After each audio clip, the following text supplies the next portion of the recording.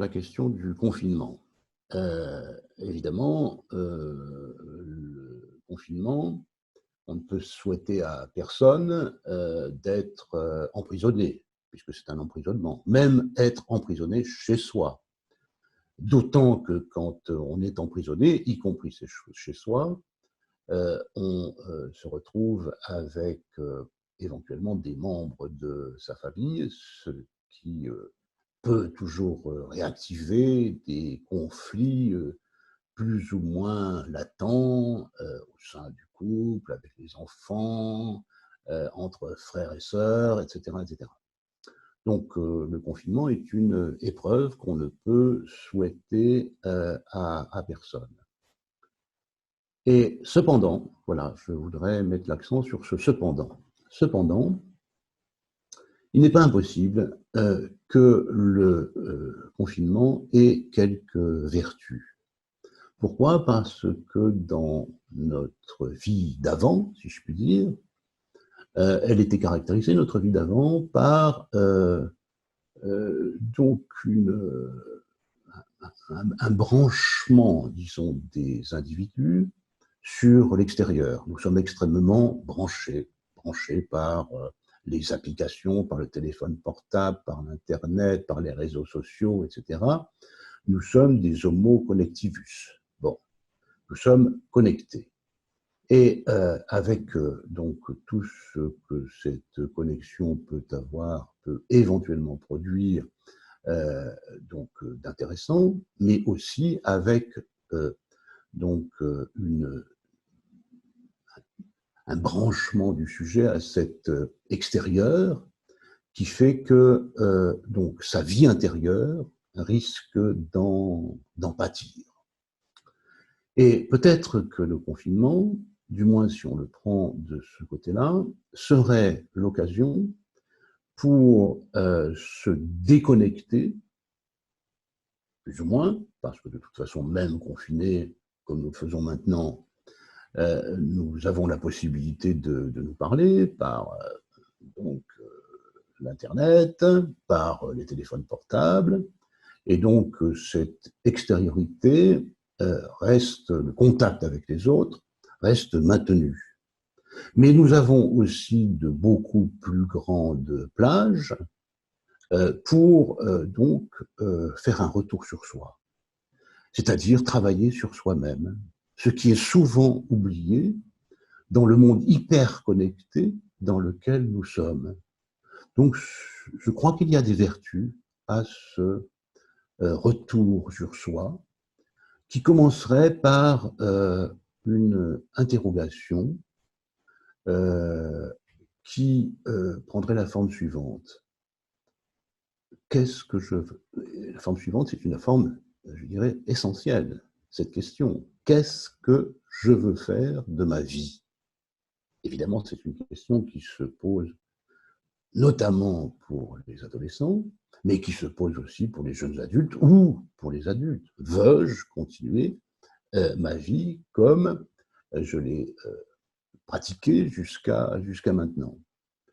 Et donc, je crois que le confinement est l'occasion de ce retour sur soi qui permet une interrogation profonde, pas du tout superficielle, parce qu'on ne trouvera pas la réponse comme nous la trouvons à l'heure actuelle dans, disons, globalement, la consommation, les objets de consommation.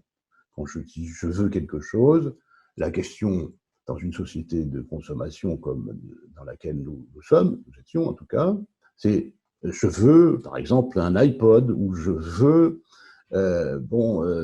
telle voiture, ou je veux tel objet. Donc, le confinement permet de mettre un peu à l'écart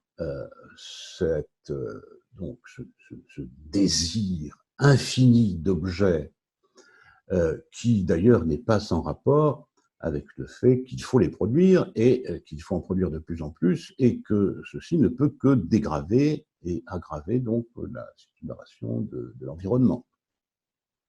Donc le retour sur soi, c'est le moment où on se pose des questions sur sa vie, ce qu'on veut faire de sa vie. C'est une question profonde qui demande donc une réflexion profonde et qui demande des réponses qui viennent de loin et que personne d'autre ne peut fournir à ma place. Il n'y a qu'au fond de moi que la question de ce que je veux faire de ma vie peut trouver une réponse.